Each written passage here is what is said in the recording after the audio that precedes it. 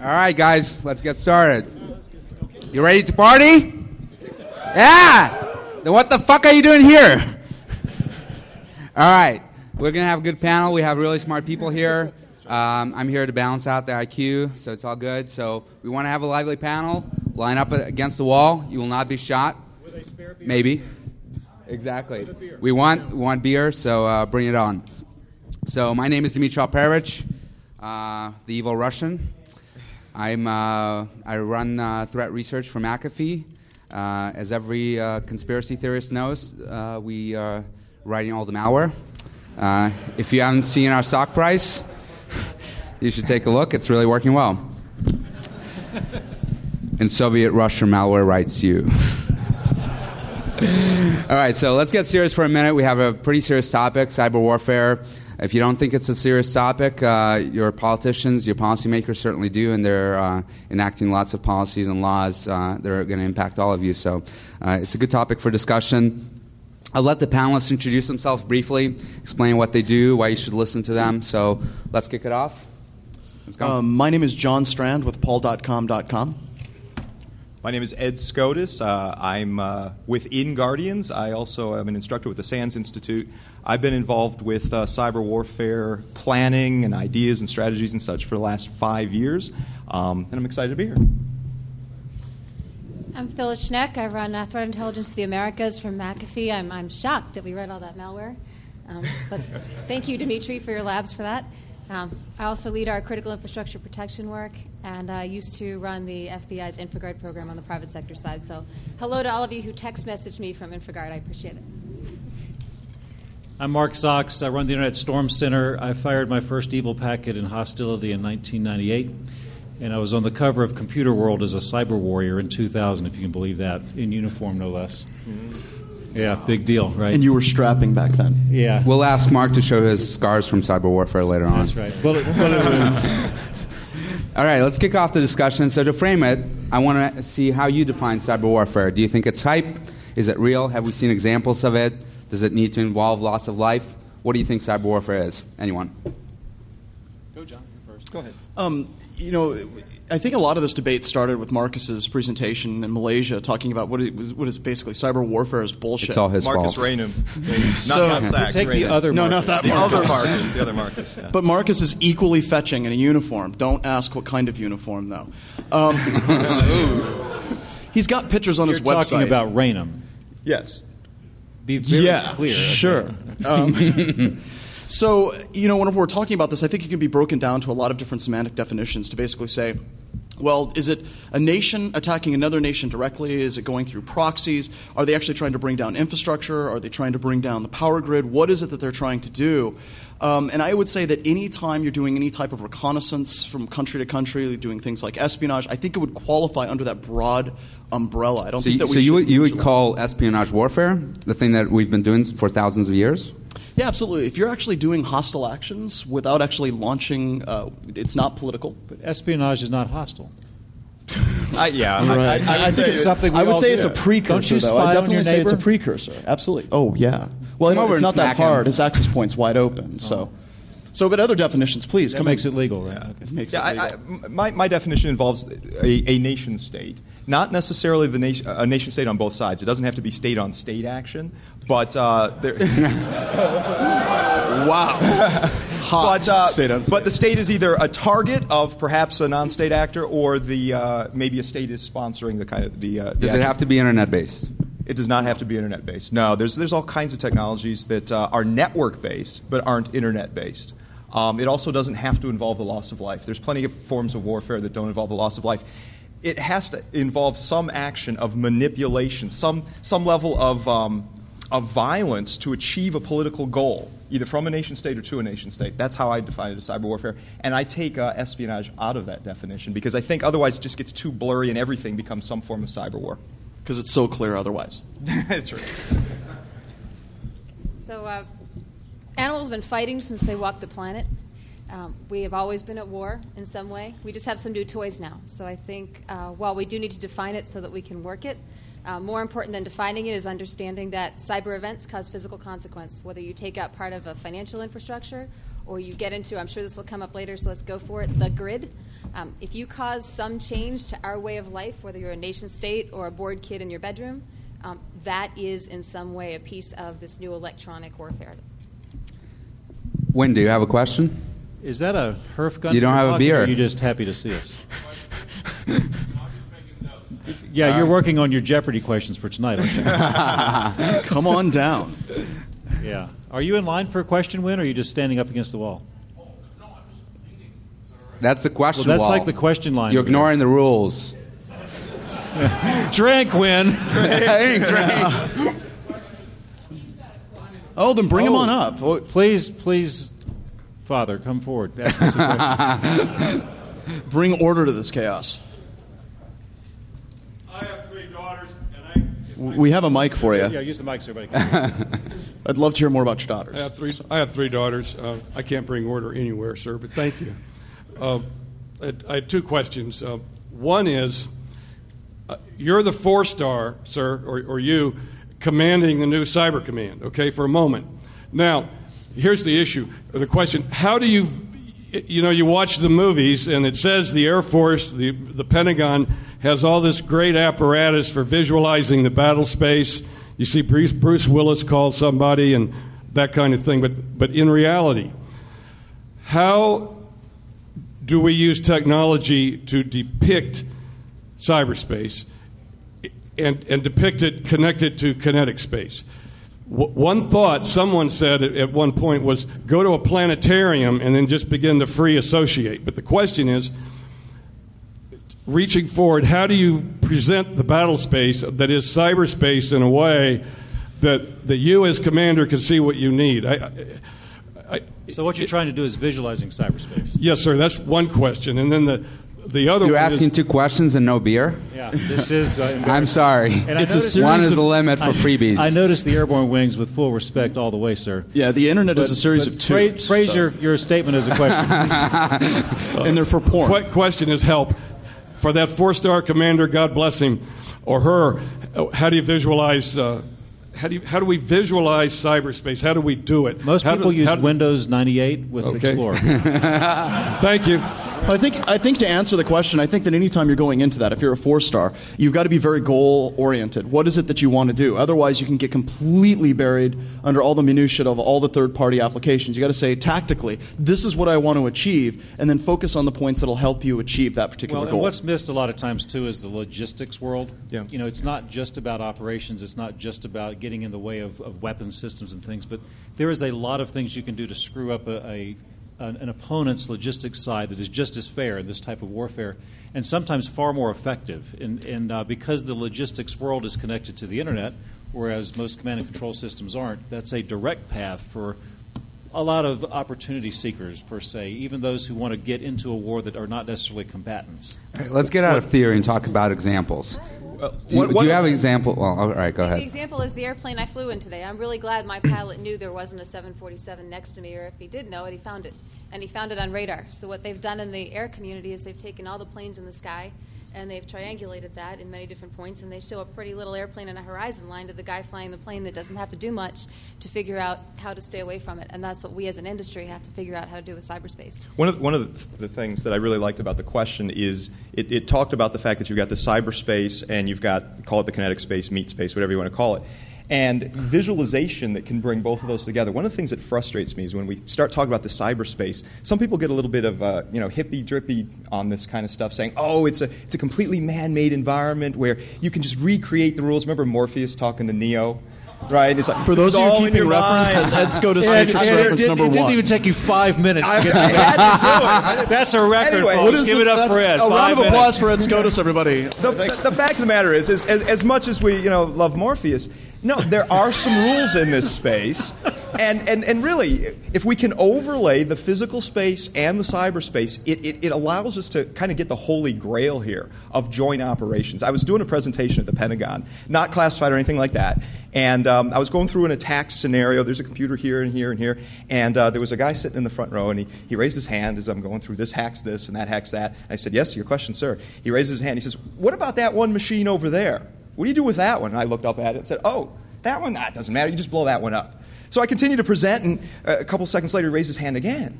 Full uniform and everything. Yeah, yes. What's your question now? Sir, when you said you blow that computer up, did you mean kinetically? And I thought, that's just... No, I meant, like blue screen or something like that. But to have that in your bag of tricks gives you some additional capabilities in...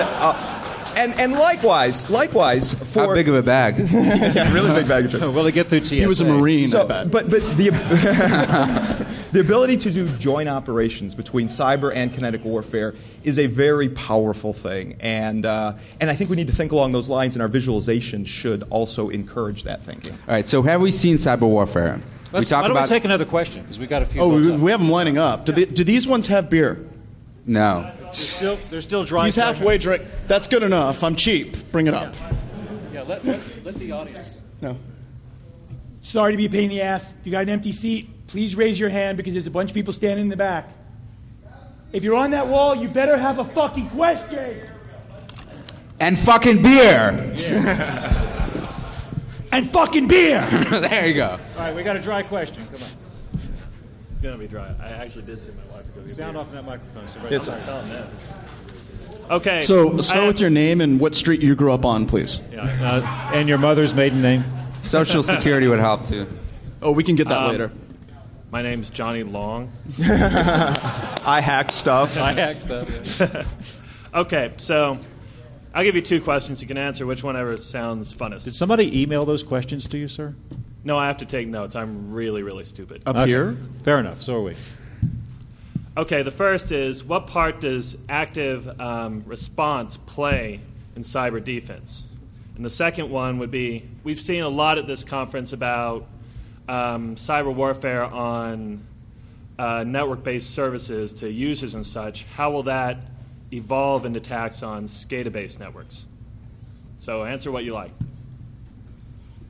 Well, we can start off active defense. There's a whole continuum of defensive things we can do. You can change passwords. You can put in firewall rules. Very low level.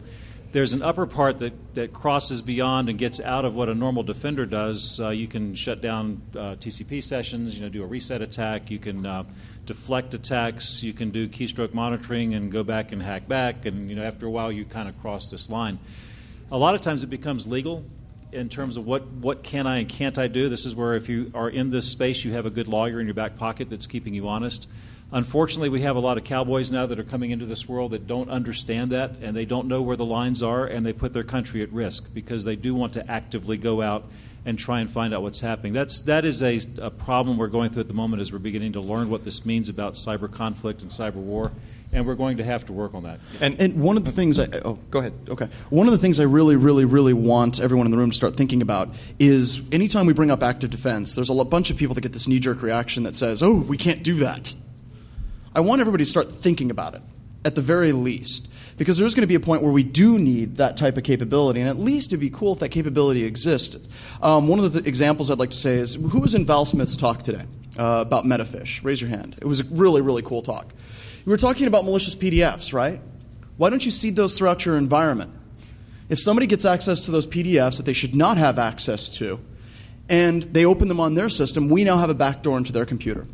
Now, of course, you want to consult with a lawyer because there's smart ways to do this and there's ways that are very, very dumb. But at least start thinking about that capability because it might be something that you need to ramp up on very quickly. Interesting.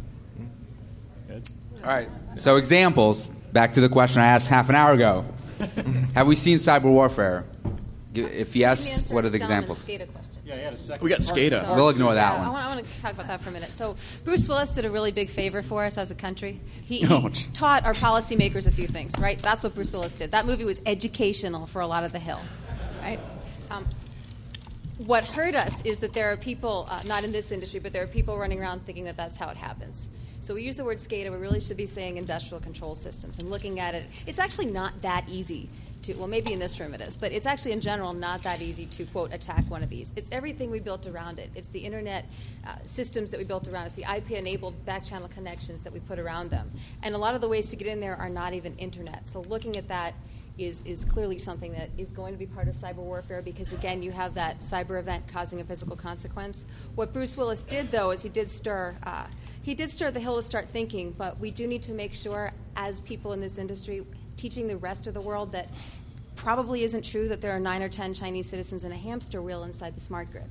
So just need to start looking at how to differentiate the terminology and teach people a few things. And to Phyllis's first point, when she said humans have waged war for thousands of years, and it just moves into these new domains as we do.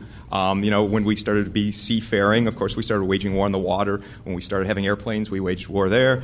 Space, it's very expensive to wage war up there, but there's certain pieces. It's going to spread to cyberspace, and cyberspace, it will consist of components including the SCADA systems, the smart grid. War will go there.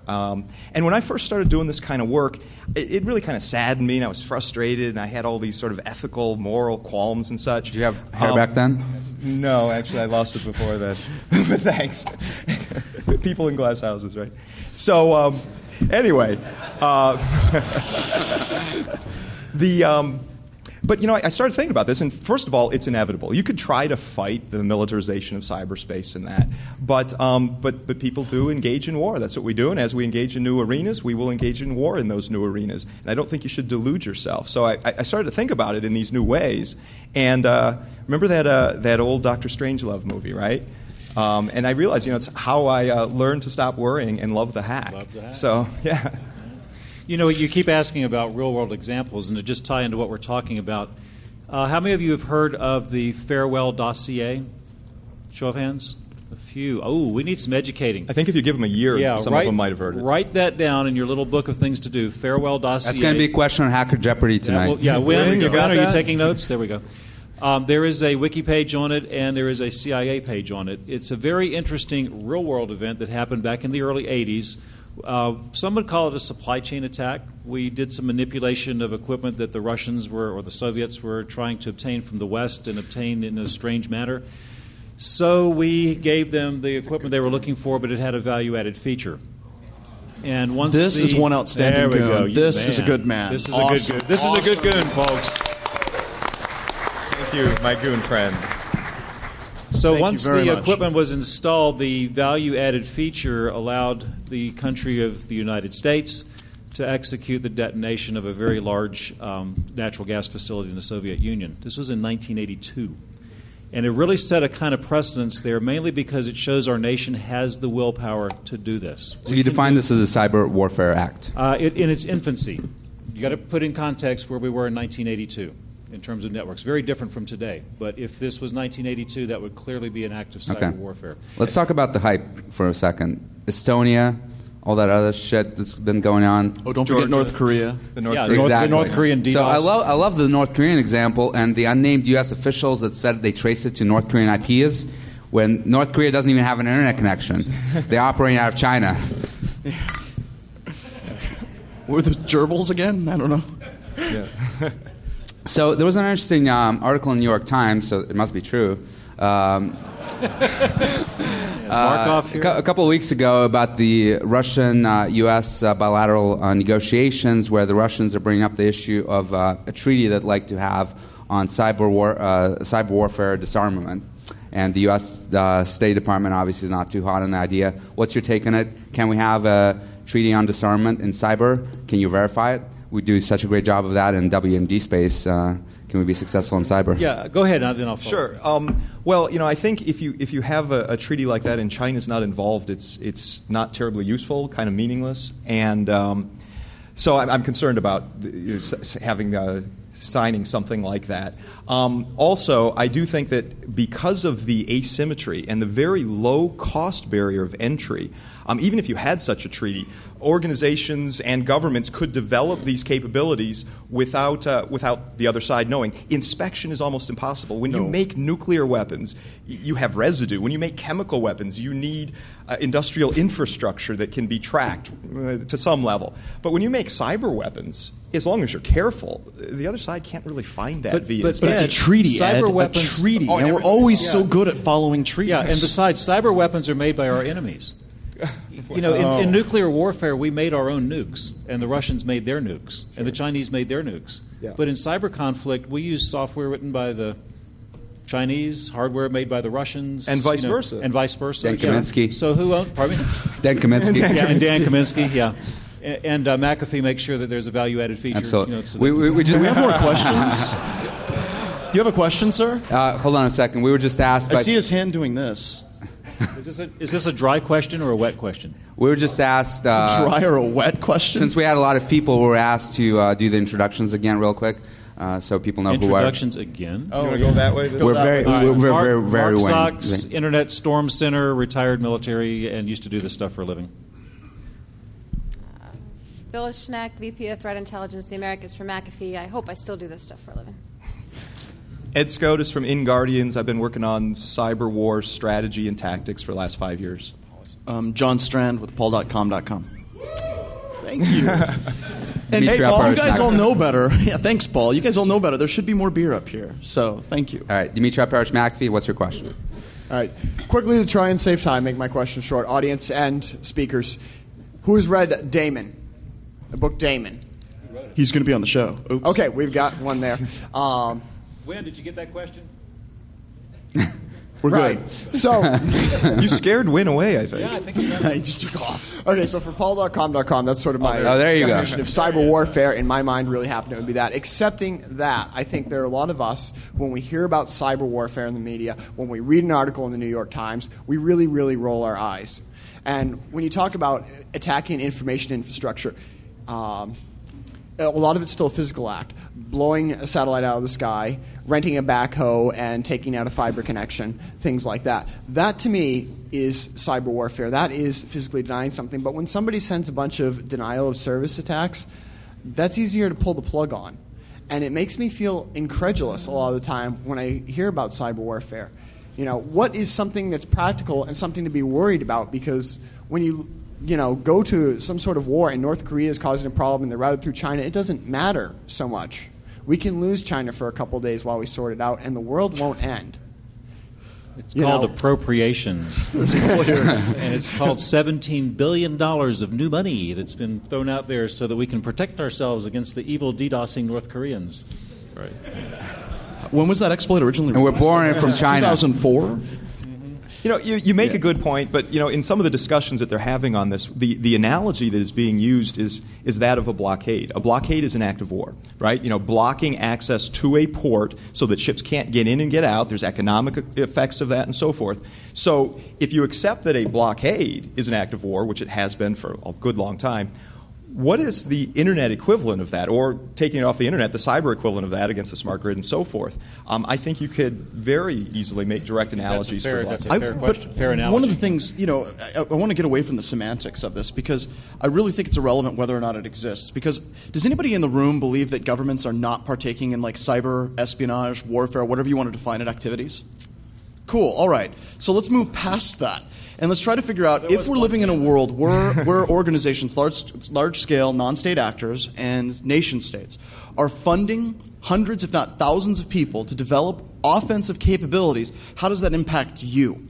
And I think that that's probably the more pertinent question. We can debate whether or not it exists and how we want to define it all day, but I desperately think we need to start figuring out how we deal with this in the world today, because it does change the way that we have to model our threats coming after our environment. Well, the scary part, too, is in the 21st century, cyberspace, and we all hate to use that term and we wish there was something better, but that's what we've got, is the economic engine. It's like the industrial age. It's the steam of the industrial age, except now it's in the 21st century. And we're going to fight over it, and we're going to contest it, and we're going to deny it from each other. And so it's going to affect the economy just at a time when we really need the economy to be taking off. Do we want to contest cyberspace, or do we want to make it into an economic engine? Which is more important for the future of the country? But if we're going to move down that path, I don't believe that that's something that we can defend as a nation. I think that the defense of it actually has to be in the hands of all the people that have their own systems. In short, they've got to start defending their crap. So a Second Amendment in cyberspace would be a good thing. That would be right to bear digital arms. Yes. All right, next question, I wonder please. what concealed carry looks like in cyberspace. You seem to have a mind reader up here when you mentioned economics. I'd like our panel to just go down. You mentioned McAfee is getting some money out of this. All right. We had a mind reader. He mentioned economics. If you guys could just go down one by one, and you can't pick a previous choice, name who you think is making money off cyber warfare. Oh, this is easy. Go ahead. You start. That's very straight. Go ahead. No, I'll let Mark start. Yeah.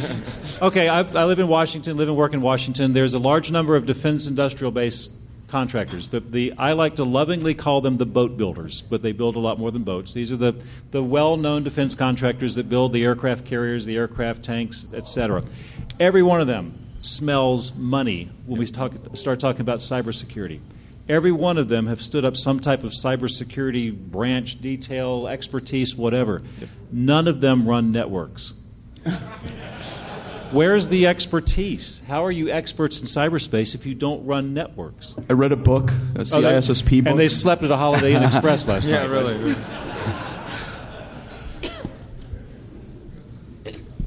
So on the other side, the people making money off of this are the crooks, right? Half of Romania, a good part of Russia, your ancestry, Dmitri. Some other ancestry, my family. It's trying to be nice. Sure. So there are two sides of this. There are the bomb makers and the weapons makers and the Kevlar. And a lot of the industry as a whole are working closely. We're even managing to collaborate. I won't go so far as to say information sharing will ever work, but we're even going so far as to try to collaborate to try to put different parts of the puzzle that we all see together to create that situational awareness that I believe the gentleman in yellow asked about visualization a little while ago. But to the point on information sharing, one of my own pet peeves up in Washington is the bad guys do this right. They learn it in the prisons, they take it on the street, they keep their relationships, and they have information that they need 24/7. We have the biggest problem because of all the regulatory and the legal and all the issues we have around us with corporate competitiveness. So before we start thinking about who's making the money on it, how do we start looking at how we pool that expertise that was mentioned together as a community to fight that? Because the bad guys are already doing it and they're way ahead. Consultants, contractors, vendors, certainly from a defense perspective, cyber defense, there's a lot of money that is going to be made as the nations of the world change their defenses. And also from an offense perspective, there are going to be vendors, there currently are vendors that are starting to make offensive cyber weaponry. So yeah, there's a lot of money involved in this. So who makes money off of cyber warfare? I do. And so do you. And let's figure out what that actually means. How many of you guys are really frustrated whenever a big virus or a worm hits and it's on the front page of the New York Times? Your boss comes down to your office, from on high, comes down into your cube, a little bit frightened to be down there, and he basically says, "Have you heard about this?" Yeah, I get all of my internet security news from the front page of the New York Times. I get mine from the Internet Storm Center. Yeah. Shameless plug. Yeah. Or USA Today is one of my favorites. So, I hate to say that we should be using fear, uncertainty, and doubt as a tool, but we should. For every one of you in this room, if that's what it takes for people to finally understand and visualize the threat, then use it. Because right now they have this visualized threat that the attacker is outside in his grandmother's basement trying to break in, and they think that that's a relatively marginal threat, even though it's wrong. But if you say, the Russians are after our computers, or the Chinese, or the Israelis, insert any country here, maybe they'll finally start listening to some of the crazy things you want to do, like proper logging and hardening systems and that type of stuff. So. Who's making money? The energy companies. What do you think powers all the servers? All right, next question.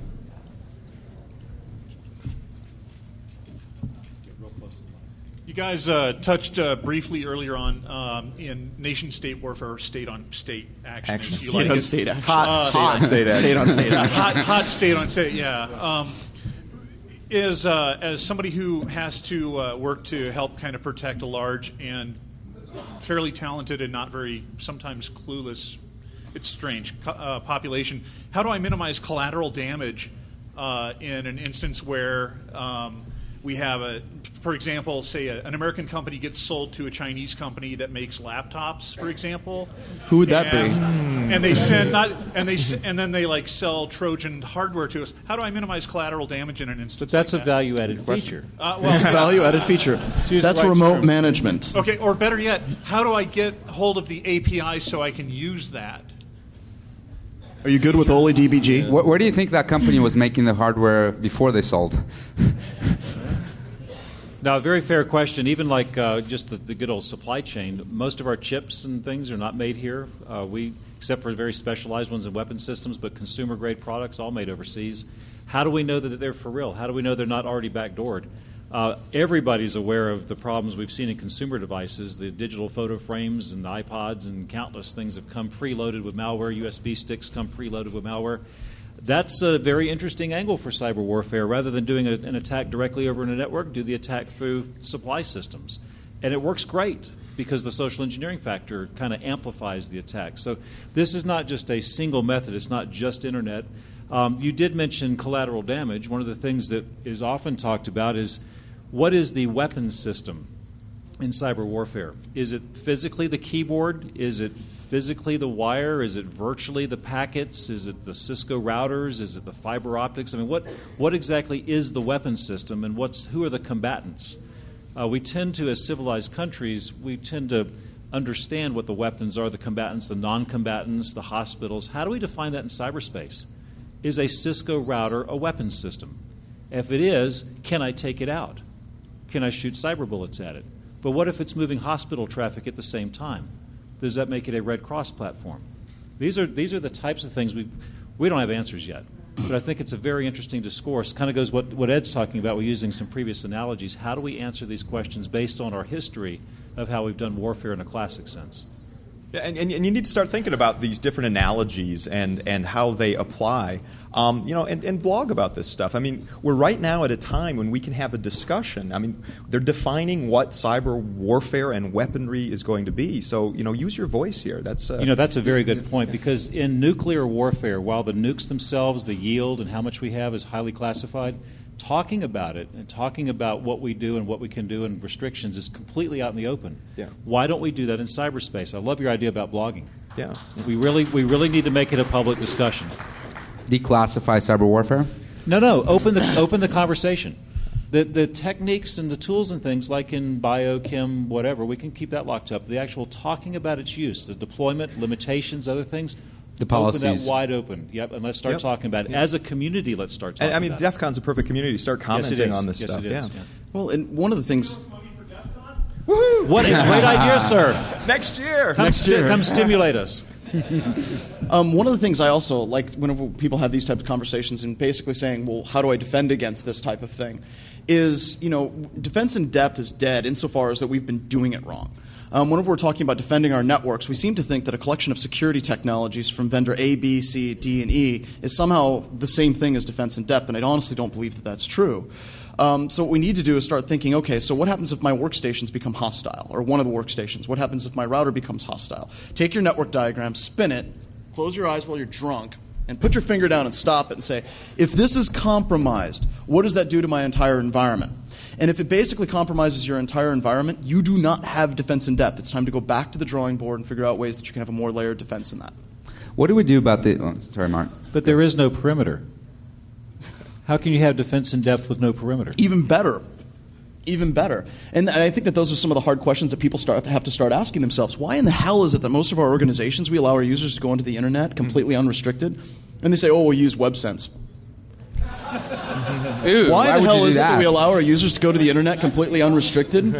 So, in short, we basically imposed this lack of a perimeter on ourselves because they want it on their BlackBerry, they want to get access to eBay, they want to go to Newsweek where there's ads that are being put up with malware in them. So we've got to start defining those types of boundaries. So we started talking about offensive stuff a little while ago. What do we do about the issue of asymmetry? The fact that we in the U.S. and our allies are so reliant on cyber, whereas most of our enemies are not. As Rumsfeld famously said during the Afghanistan conflict, we're not running out of targets. Afghanistan is. Our enemies are running out of targets. How do we create offensive opportunities for us if we don't have ways to hurt them in the cyber arena? I think that argument is actually, given that we have a lot more targets than they do, is an argument for us to participate. What was that? It's the other way around. It's the opposite. Well, they have a lot more that they can attack on our infrastructure. Yeah, large attacks are. Exactly. Yeah. So that's an argument for us to learn more about cyber warfare, prepare more for it, and, of course, to engage in the defensive strategy and planning, but also to understand what the offenses are because they could be turned against us. But in terms of our offensive options, should we include kinetic response as part of the options? Like I said earlier, I'm very much for joint types of responses. So I think that needs to be on the table. I think it's inevitably on the table, especially if there happens to be loss of life. So in that spirit, going back to something you said a minute ago, where is the perimeter? So does it have to be at my gateway? And if our network was smarter or re-engineered or should something I send necessarily arrive where I want it to? And why is it that we're not looking at how to make the network fabric a lot smarter and not route some of this garbage? But whatever the there was a government we need to start looking at as well. There was a government organization that I was working with, and they were trying to identify what the hell their perimeter was. And they went through and they mapped their entire network, and they said, well, we've got like 45 different egress and ingress points in our environment. They said, well, how many of those are documented egress or ingress points? They're like 5. Yeah. So what are these other ones doing? We have no clue. But you keep asking for real-world examples. 1998 was a fun, interesting year because the year before, when we had eligible receiver and things like that, we showed what was theoretical. And then February of 1998, while we're dropping bombs on Baghdad, because Saddam Hussein was kind of getting out of his northern fly zone, southern fly zone, the United States Air Force comes under attack, and the thinking in cyberspace. And the thinking was this is coming out of the Middle East, all the attributions pointing back towards Iraq. It must be Saddam Hussein that's attacking the Air Force. In the end, for those who know the story, it was 2 teenagers in California. They were masquerading as the Iraqis attacking the Air Force. Easy. Yeah. And so this type of asymmetric thinking... But Saddam was paying them, right? Oh, Saddam was paying. Well, actually, there was a loose connection back to Israel, and then it quickly gets classified after that. Oh. But it... But it does point out the fact that we, big, mighty Western civilization with our billion-dollar systems and the capability to, carpet bomb the planet, we're up against these little countries that can come in and tickle us with a DDoS and watch Washington just go into a panic. In the end, this North Korean thing will turn out to be some teenager down in South America. And we've gone through this big spin, just like we did back in 98, thinking it was Saddam Hussein. We've got this boogeyman painted on our forehead where we think that every little nation out there is going to poke a stick at us in cyberspace. In some cases, we need to get real about this. This problem, a lot of it is fantasy, but we need to get real. Do you think Estonia was hype?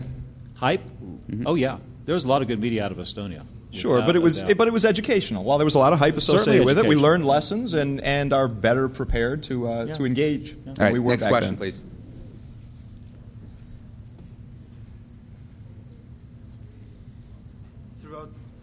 Throughout the conversation so far, there's been some talk about physical reactions to cyber terrorism or what have you.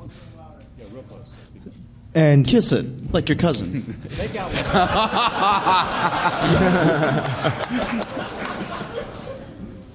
Well, you had mentioned that it's hard to actually attack the infrastructure in, let's say, the industrial automation world.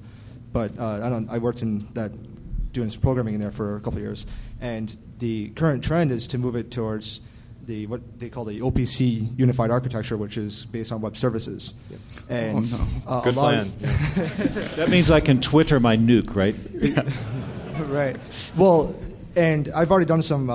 Reach out and touch me. I've already done like a little bit of like proof of concept stuff with some of the new OPC servers and clients that are out there, and possibly with some of the physical devices, medical equipment. Well, yeah. I'm sorry. What are we doing to prepare these industrial companies to handle this? Because it's going to be really easy to attack these devices. We asked them very nicely with a letter. A lot of people are freaking out. So in my day job, we do a lot of educating ourselves on what actually is the problem, because all around us are people coming out of the woodwork saying, I have the fix for SCADA, and they're running to the hill with it, and they're running to electric companies with it. Electric companies, you sit down, we just talk to them and ask them, what does it look like for you? How can you be helped? Teach us about this. And what we get back is, we need to learn about the NERC SIPs. You have organizations like NERC and FERC doing good work, NIST building standards, but no one is getting together, coordinating this, and communicating it back to the industry.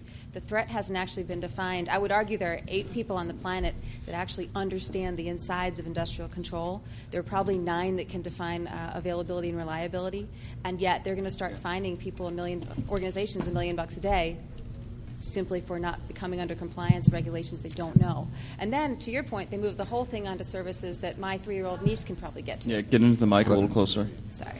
So, no, it's not my cousin. I don't kiss my cousins in Georgia that long. Social engineering at work, folks. Social engineering at work. So the answer is, we as an industry, and this is probably a great forum to do that, need to find the people that understand the insides of these industrial control systems and learn about them. There are people doing this, but understand how you protect it now, how you protect it through the evolution of going from the green screen and the windows. Some of these are running on the boxes on which you played solitaire 11 years ago, and they're moving forward, building the new ones, but it's a process. And in that process, there probably is a hamster wheel with some other nation-state actors in it trying to get it. But we as an industry have to come together and figure out what the roadmap is to build the standards. We have a lot of questions. Let's move quickly. So one question, one answer real quick. Be concise.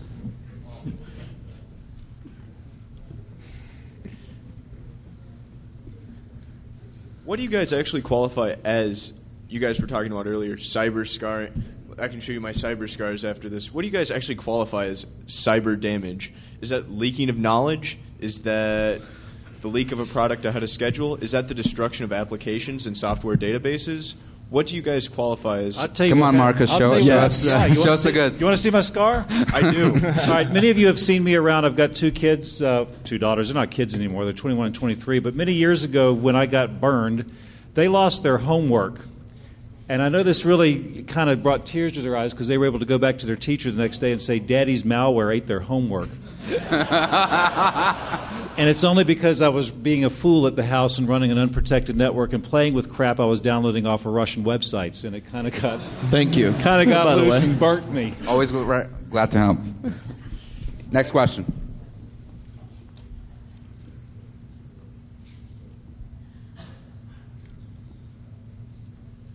So, in meat space, one of the things that distinguishes state actors from non-state actors is the rule of law and the application of rules of engagement. So, does the panel believe that such concepts translate to cyberspace? Or is cyber war so intertwined with the intelligence process that it's going to be almost impossible to disentangle them enough to come up with coherent rules of engagement? I think it's almost relevant due to the fact that there's very little attribution. I mean, you're not going to get a packet that says "from Russia with love" and say it came from them. So I think that it's very difficult to actually say this one came from Al Qaeda, this one came from China. But you have the same problem in meat. Sorry, you have the same problem in meat space with bombs, right? You have a terrorist attack. They don't always sign it with love from Osama. No, I've seen them with Sharpies. They do. Sometimes they do, yeah. You have the same problem. Well, there's the evil bit in the IP packet header, and as long as the evil bit is set, we're good to go. It's an RFC standard. We just play by the rules. We're squared away, right? That's my only IDS rule. We're there. All right, next question.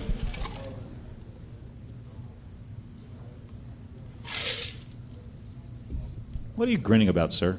This one's going to be good. High on life. Bob Lentz, Friday morning, said that he went aboard one of our new nuclear carriers, talked to the captain, asked the captain what the most valuable thing on the ship was. Answer was the internet. The average age is 19.3 years. You made a statement, sir, that why are large companies like mine giving the employees access to the internet? I would challenge you that we have to do that because, poll the audience, how many employees do you think we would get if we did not give the generation today access to the internet like they grew up with? That's cool. They're not working anyway.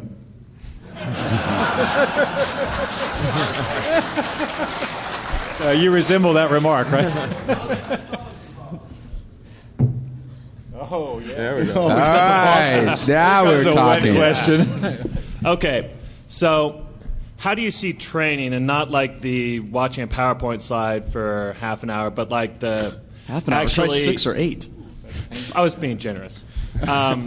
Like the actually injecting IDS traffic and seeing how quickly your employees come back and say, hey, we had an incident. That kind of training and drilling, how do you see that playing into preparing for cyber warfare?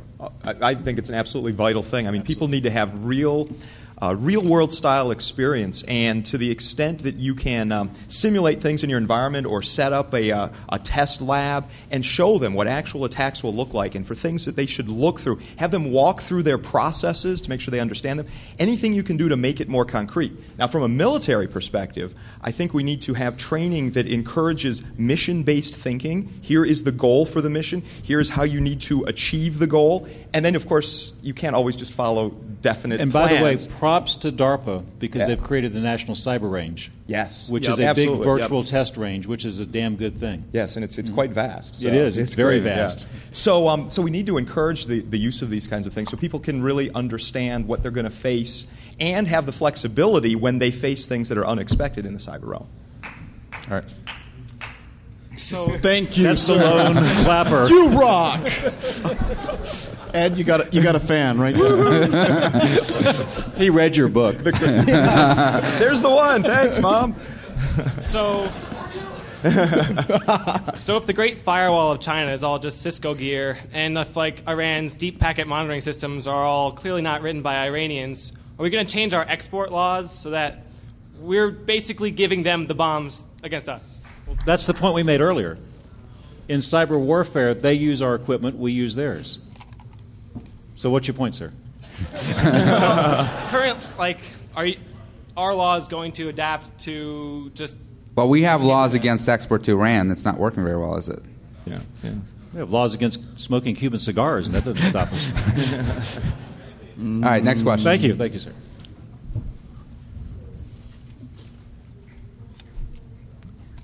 Thanks for taking my question. Speak into Mike, please. Okay. The question was, I want to follow up with the other guy who kind of disagreed with the idea of warfare. If I can see totally the idea of defense and being able to properly defend yourself, but if it's asymmetric and it's a 16-year-old kid in South America who's working out of China boxes. Or South America, by the way, is the answer to everything. South America. In case you haven't seen Hyper Jeopardy. And then one of your responses was possibly overhyping the threat and using fear, uncertainty, and doubt to motivate people. I kind of question that myself, especially after the whole WMD to get us into the previous wars.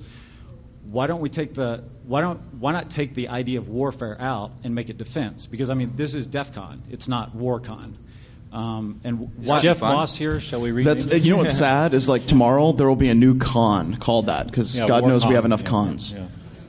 But your point is his defensive is where he's coming from rather than being offensive. Yeah, and look, defense is a wonderful thing, but I think if you unilaterally decided that I'm just going to play the defense game, you're going to miss out on a lot of possibilities. You're not going to understand the offensive game that the adversaries are going to play against you. Right. And you're going to limit your own options so that you're going to have to respond kinetically. Who's ever won a war by playing defense? Want to do that. General George Patton told us defenders do not win wars. Exactly. Right. Well, if I may, in the Civil War, General Sherman said that war is hell. Yeah. And DDoS attacks and flooding a server and turning off certain things are not I don't think anybody's ever died from a DDoS attack. Look at Enron. Whenever they started shutting down power in California and traffic lights went out, there were car wrecks. People did die because of that. So I think there are examples. And that may be a criminal act of doing something, but I wonder how... if war is one nation versus another nation, one state versus another state, and you don't know who to attack, isn't the best thing to do to defend yourself properly? And I think that's a great point. I think that actually I disagree with just focusing in on the defense, but that's one of the things that bothers me is a lot of organizations, they're very much into the contain and clear methodology. I've been hacked, get it off my system. And I think there's a lot that we can understand from watch and learn. Like if I hack your network, I'm evil, I'm my black hat, compromise your network, and I start downloading porn on your system, that sucks. But if you're a defense contractor... that's great. It's free. Hey, it solves that guy's question about the internet. We bring the internet to your employees. It makes it a lot easier.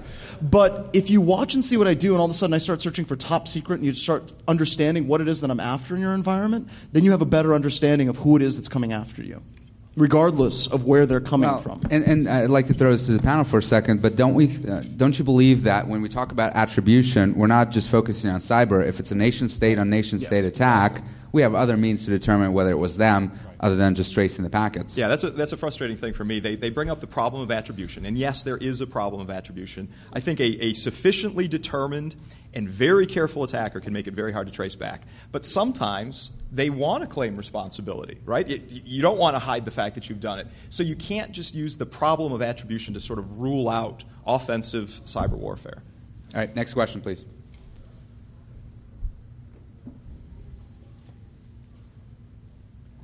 I haven't heard much discussion about botnets and their use in cyber warfare. And obviously spamming and DDoS attacks, of course, are the number two things that are out there.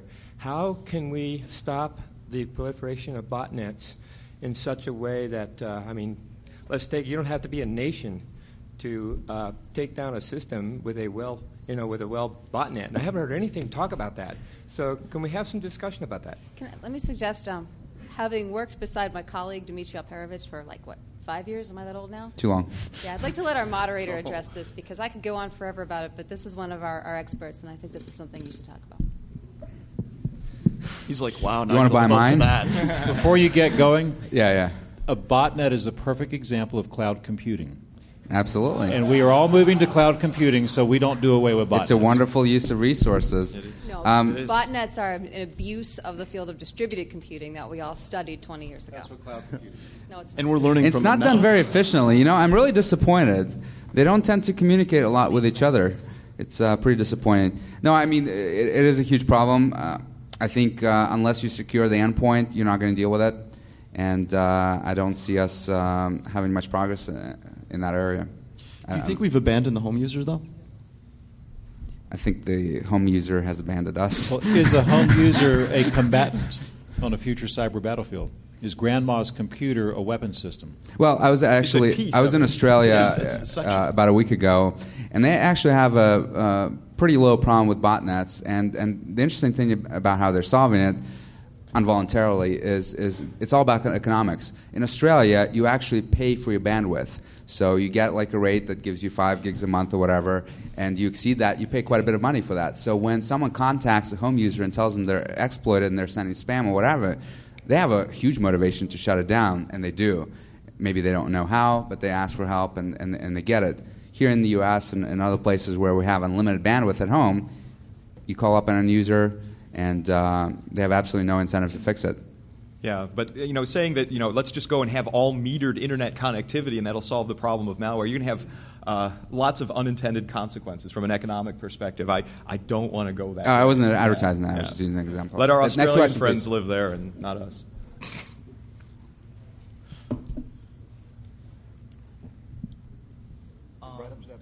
Move a little closer. Closer. Just like the guy before you. Yeah. You need a manual? I was wondering, would you, I want to know where you stand in your opinion on the on the fact that the capture the flag contest could be a very vague and shallow view of what actual cyber warfare is. Yeah, capture the flag's like taking a bunch of Boy Scouts out to the 22 rifle range and saying that that's trained infantry. It's getting there, no doubt, but it's a very controlled environment. But really, there's a lot to learn from capture the flag. But and you're on the right track, but it's not exactly the same. But how many people in the world have the skills of the room next door? That's right. And I think that's one of the things that I think a lot of nations are looking at that and saying, you know what, we need to have those skill sets as well. Mm-hmm. Mm-hmm. Yeah, there's that National Cyber Challenge also that's going to try and raise those skills. Let's keep moving, and please formulate your question before you get to the mic. We want to move things quickly. How y'all doing? Good. Y'all were talking about supply chain attack earlier, and I'm wondering who should be responsible for defending that if we leave it up to the private industry bringing those chips in to do QA, or if we have someone like customs, through policy or something, because as those hardware pieces and the firmware stuff come into more of our networks, they become more of a threat. So. It's a very, very difficult problem of liability and so forth. I think you could talk about how you could try to split up the liability across all the different companies that are the piece parts, but I think ultimately the solution is going to have to involve the person that is representing the completed built product has to absorb that responsibility. They can try to sue somebody else down the line if they need to later, but you have to have that person that is pulling the product together. There's no better place to put that. Hey, Adrian. Hello. A couple times online I've seen Marcus Random do his particular take on it, and I wanted to get y'all's opinion on something he said about the asymmetric nature of cyber warfare. Yeah. One of his points was if someone had lesser power than a greater power, it'd be kind of like thumbing Mike Tyson's eye in a dark closet. Yeah, you might hurt him, but you're not going to like the results. You get a bunch of Marines land on your area. Or if you're a country of size that you could actually physically defend yourself, then you're blinding the other nation, and the first response is, well, we can't see what the other nation's doing, so let's start firing nukes. I just want to see what y'all's response were to those two particular issues that Marcus brought up. Well, today, mature Western countries, at least, understand what it means to go to war. Oh, passes. Awesome. Very cool. Room numbers. Hey, party awesome. Passes. Yeah, very cool. We'll Thank be seeing you, sir. you later. Thank you, Adrian. Very nice. I don't expect the United States or any Western nation, if they come under a cyber attack, to immediately start launching the B-52s and uncovering the silos and launching and pushing the nukes out. That's a bit of a stretch. Well, we did have in Russia back in the 90s, a number of generals, high-level generals, saying that they reserve the right to respond with even nuclear weapons to an information attack in their country. Of course, in Russia, generals don't make policy. And FSB does, but we did have a U.S. congressman wanting us to go after North Korea because of a DDoS also. So. Right. That's because the internet is made of pipes, right? Yeah, it's tubes. Tubes. I'm sorry. But, I mean, the fact is sometimes smaller, weaker countries do want to get in the face of a bigger country, and this gives them another opportunity to do that. I think it's inevitable. It will happen. It never happens in kinetic. Right, it happens in the kinetic world, it happens in the cyber world.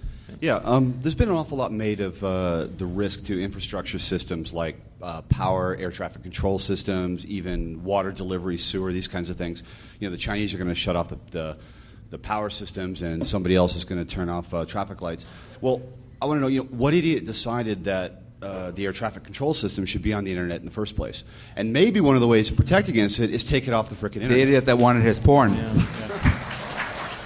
Well, we're trying to hire Gen Xers, and they need the internet to stay happy at work. Yeah, how do I get XM radio on United if it's not on the internet? Yeah, exactly. I think you're 100% right, but man, the world is just not going that direction. You remember the case of the Dreamliner, Boeing, that wanted to connect the cockpit to the internet? Yeah, no, the problem, you're right on the money. The issue is we've got to get our senior people educated that these simple, easy things that they want to do are going to put them in grave danger. It worked before there was an internet, right? Yeah, so why shouldn't it work now? Yep.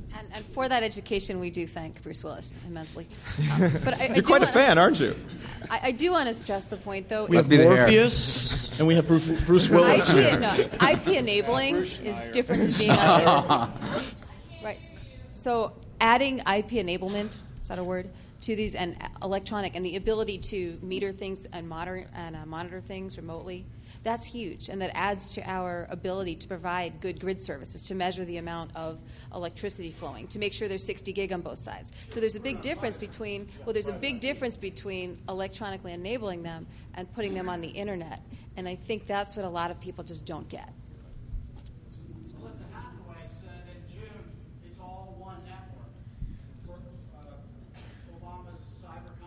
Melissa was misquoted. I'm acting like a press secretary here.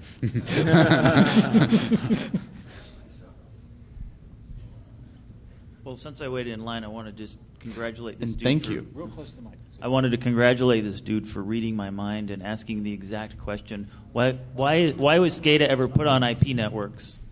It's ridiculous. So they have tinfoil hats next door. If you're afraid that your mind is being read. Yeah. No, why they're putting it on it, the question is, why are the vendors building devices that have 100 megabit Ethernet jacks on it and IP enablement? And on the websites, if you go to some of these vendor sites, it says, we've put the stack on there so that the engineer can manage the system from home. Those words are literally on there on their websites. Yeah, yes, right. sir. Thank you. Oh, there we have it. That's exactly right. All Folks, right, we are here. dumbasses. Why? I got one more question. Who thinks these guys kicked serious ass? All right! Now where the fuck is our beer?